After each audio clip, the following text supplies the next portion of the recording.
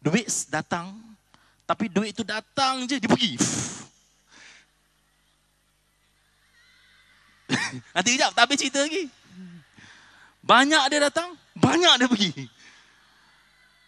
Sikit dia datang, sikit dia pergi. Kadang-kadang belum datang, dah pergi. Contoh, dapat bonus ke, amount bonus tu 2,000. Cukup 2,000 tu, cukup kereta rosak tu. Tahu-tahu pula aku dapat bonus ni, cukup 2,000 tu. Datang, tak pegang lama. Maksudnya duit tu tak betah duduk dengan dia.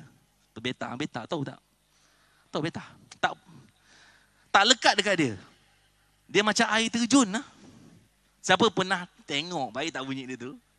Pernah tengok orang ada keadaan macam tu, keadaan CI.